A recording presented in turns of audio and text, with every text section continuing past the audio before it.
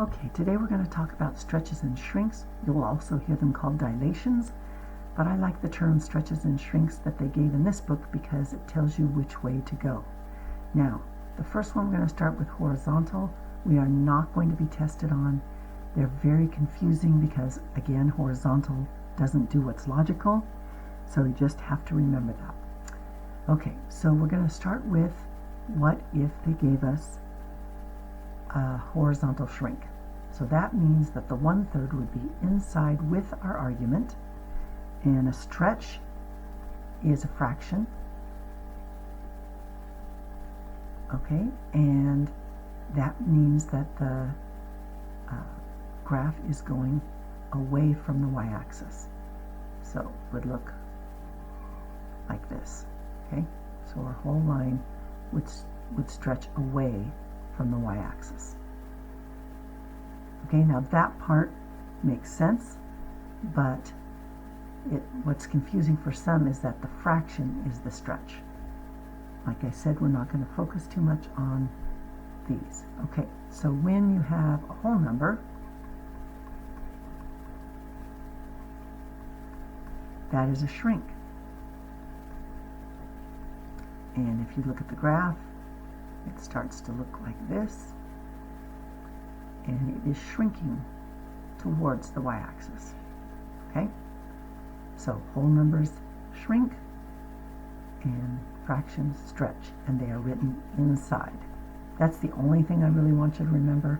The rest of it is very confusing, so just remember that if it's inside, it's a horizontal stretch or shrink. And usually they just say a dilation, and then you don't have to worry about it. Okay, so now we're going to talk about the horizontal stretches and shrinks, or the vertical stretches and shrinks, and those are much easier to figure out because they make sense. So if you see one that looks like this, the f of x equals 1/3. Okay, so when you think of a smaller number, you think of shrinking because it's getting smaller, and that's what a vertical does. So 1/3 does this, and if you look at it,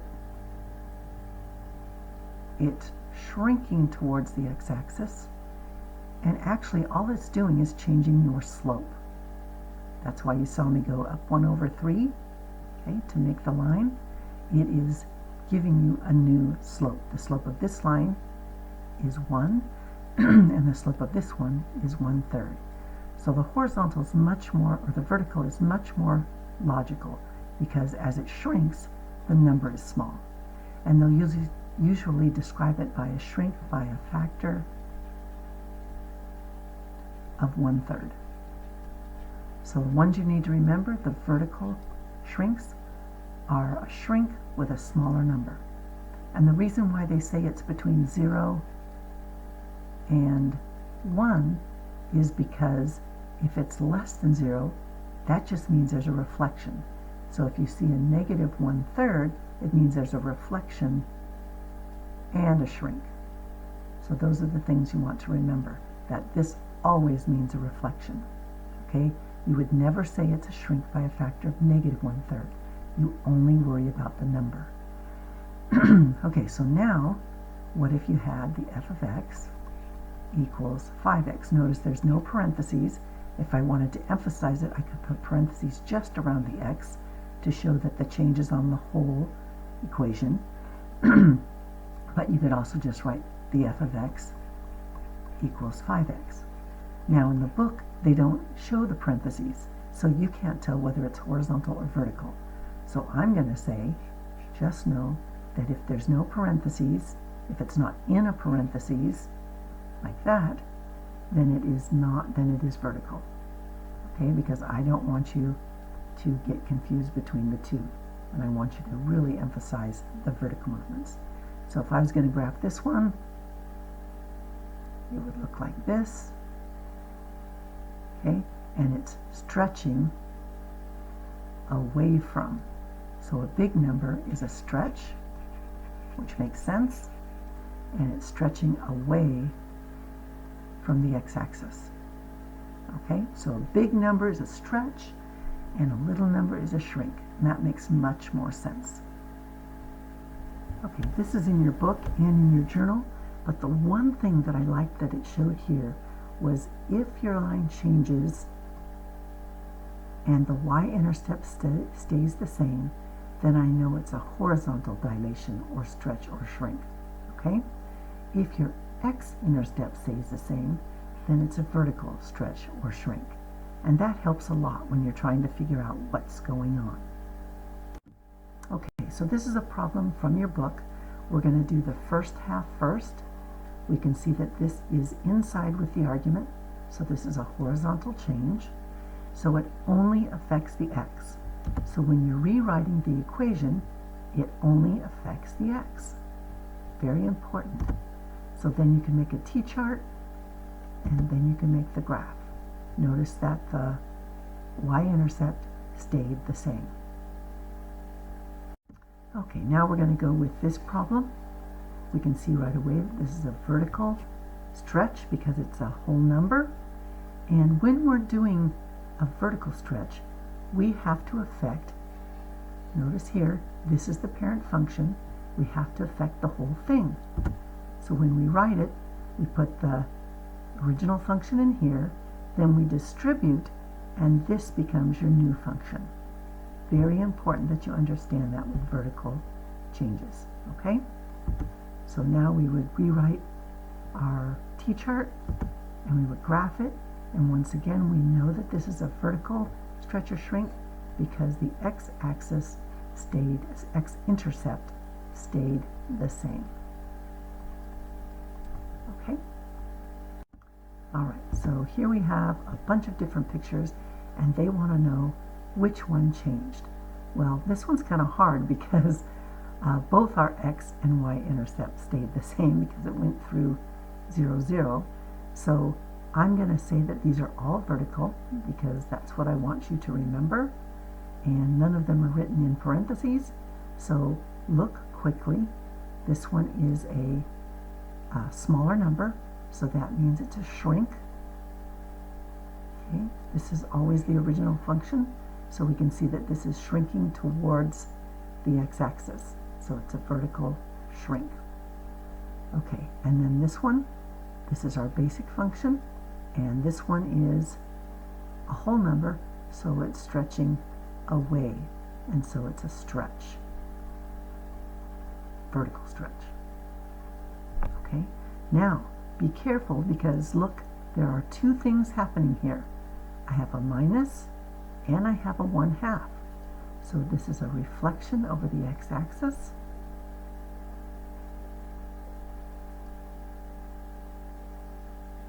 And it's also a vertical shrink.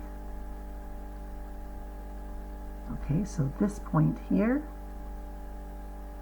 is coordinated to this point here. Okay, because it's going over the x-axis. All right, and then this one is also two things, and this would be a reflection over the x-axis.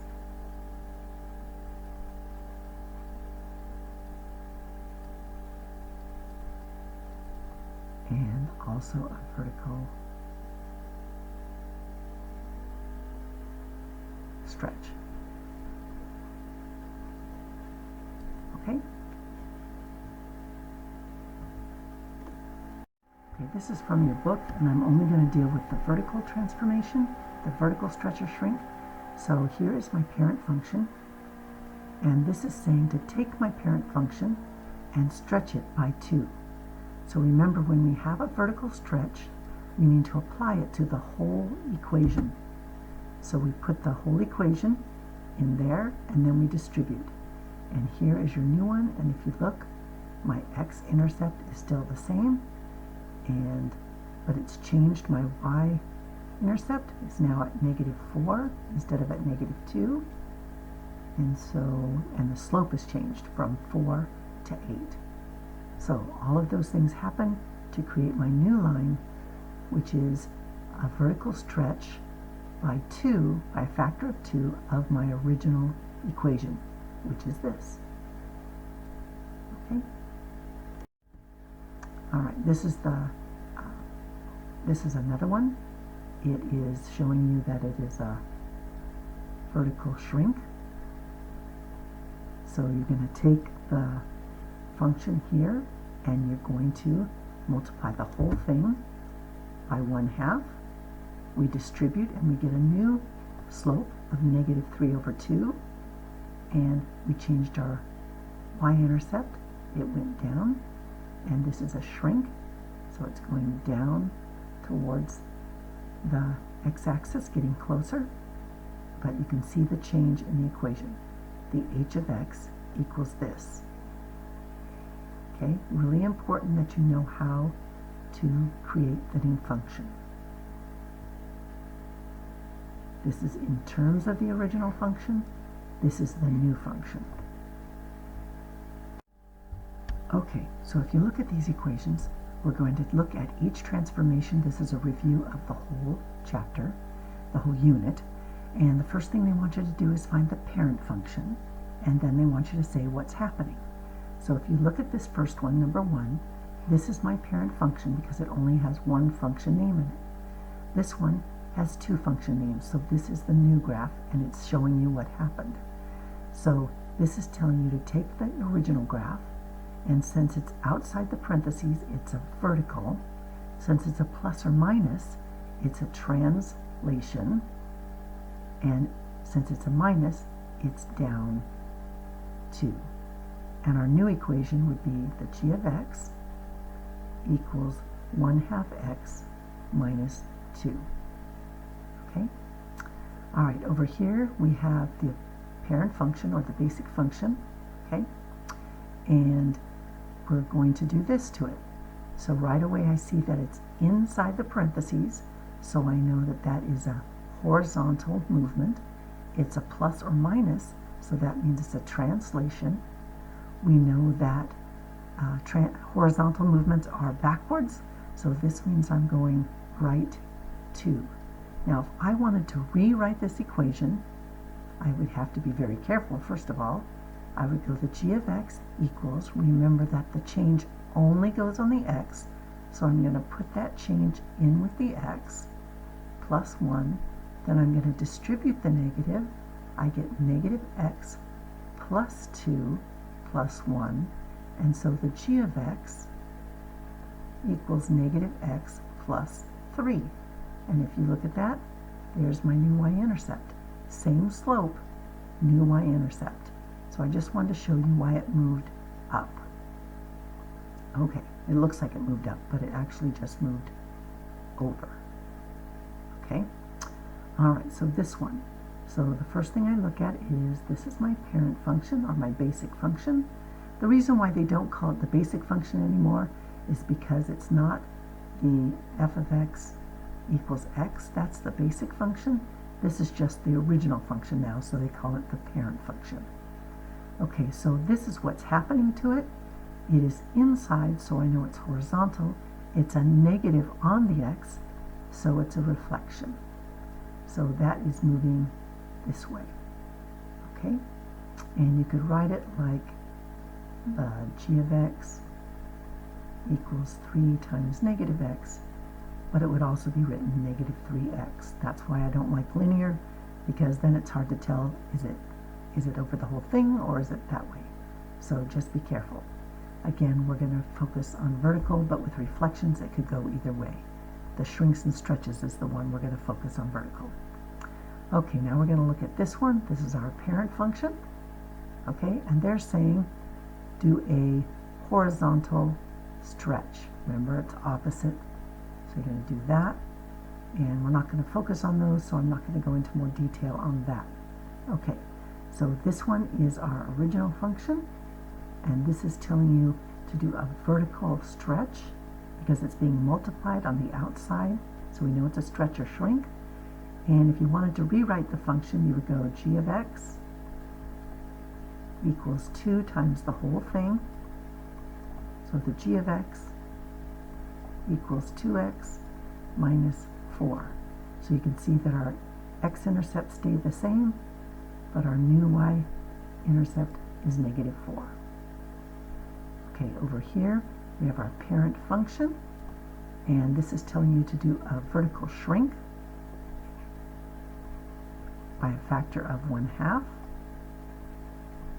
Okay.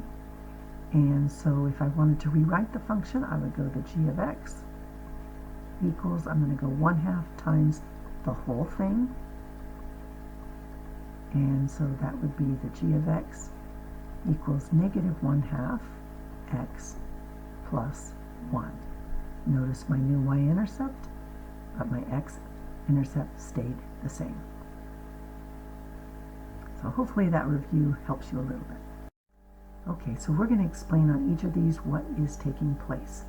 So on this one, we can see that it's inside with the argument. It's a negative, so that means it's a horizontal reflection, okay, across the y-axis. And then on the outside of our argument, there's a +2, so that means there's a vertical translation, and plus is up 2. Okay, there's lots going on in this next one. We have a minus, which is outside, so it's a vertical reflection over the x-axis. Okay, remember the little picture over the x-axis. And then here we have a vertical shrink. And then inside here, with the x, we have a horizontal movement because it's inside with the argument. And we know that that goes backwards, so it's left 3. So from the original equation, how is this a change? This is a vertical stretch by a factor of 2.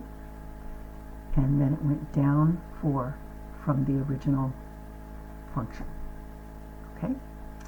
Over here we have a minus on the outside, which means there's a vertical reflection over the x-axis. Okay, remember it's going this way, so that's vertical movement. And then inside we have a translation, a horizontal translation, because it's inside with the argument. And again, it goes backwards, so this is right 2. Okay, this one's just a basic. It's going up 5. This is a vertical stretch by 3, and a vertical translation down 2. Okay, and the reason why we don't need to worry about parentheses on these two is because our basic function was just an x. So if you did this part first and then did this part, it's only going to change it one step at a time. And that is the end of 3.6. So hopefully you figured it all out now, and you can go back and watch these again and again.